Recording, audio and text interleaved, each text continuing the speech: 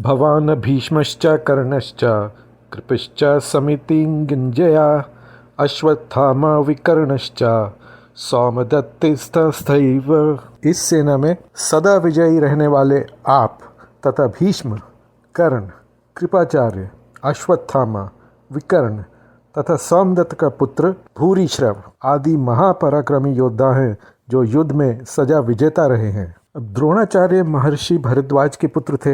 इन्होंने महर्षि अग्निवेश से और श्री परशुराम जी से रहस्य समेत समस्त अस्त्र शस्त्र प्राप्त किए थे। ये वेद वेदांग के ज्ञाता, महान तपस्वी, धनुर्वेद तथा शस्त्रास्त्र विद्या के अत्यंत मर्मज्ञ और अनुभवी एवं युद्ध कला में नितांत निपुण और परम साहसी अतिरथी वीर थे। ब्रह्मास्त्र, अग्नेयास्त्र आदि विचित्र अस्त्रों का प्रयोग करना इन्हें भली भांति ज्ञात था। युद्ध क्षेत्र में जिस समय ये अपनी पूरी शक्ति से भिड़ जाते थे, उस समय इन्हें कोई भी जीत नहीं सकता था। इनका विवाह महर्षि शरद्वान की कन्या कृपि से हुआ था। अब जानते हैं भीष्म कौन थे।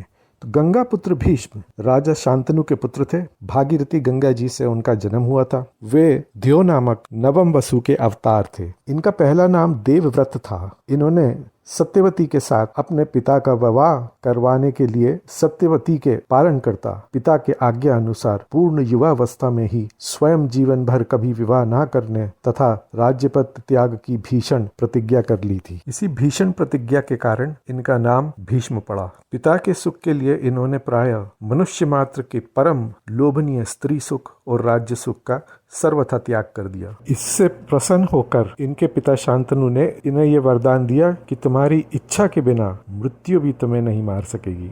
अब जानते हैं कि कर्ण कौन थे।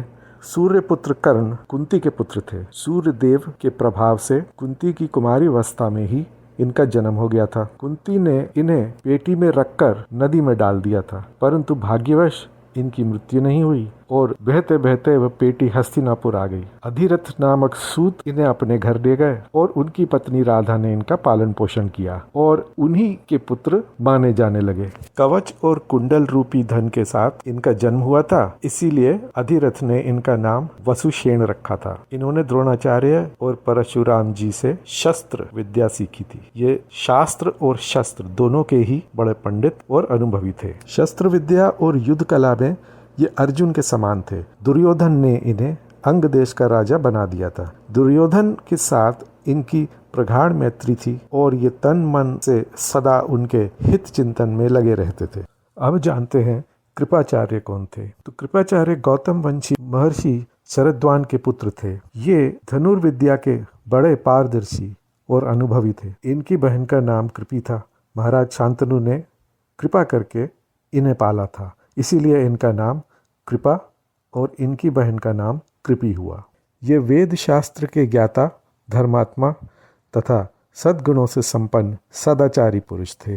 द्रोणाचार्य पूर्व कौरव, पांडव और यादव आदि को धनुर्विद्या की शिक्षा दिया करते थे। समस्त कौरव वंश नाश हो जाने पर भी ये जीवित रहे और इन्होंने परीक्षित को अस्त्र विद्या सिखाई। अब जानते हैं अश्वत्थामा कौन थे। तो अश्वत्थामा आचार्य द्रोण के पुत्र थे। ये शस्त्र और शास्त्र की विद्याओं में अत्यंत निपुण, युद्ध कला में प्रवीण और बड़े ही शूरवीर महारथी थे। इन्होंने अपने पिता द्रोणाचार्य से ही युद्ध विद्या सीखी थी। अब जानते हैं विकर्ण कौन थे। धृतराष्ट्र के दुर्योधन आदि 100 पुत्रों में से एक पुत्र विकर्ण थे। ये बड़े धर्मात्मा, वीर और महारथी थे। कौरवों की राजसभाओं में अत्याचार पीड़ित द्रौपदी जिस समय सब लोगों से पूछा कि मैं हारी गई या नहीं, उस समय विदुर को छोड़कर शेष सभी सभासद चुप रहे थे। लेकिन विकर्ण ही ऐसे एक थे जिन्होंने सभा में खड़े होकर बड़ी तीव्र भाषा में न्याय और धर्म के अनुकूल स्पष्ट रूप से कहा था कि द्रौपदी के प्रश्न का उत्तर न दिया जाना बड़ा अन्याय है। और उन्होंने ये भी कहा कि मैं तो समझता हूँ कि द्रौपदी हम लोगों के द्वारा जीती नहीं गई है।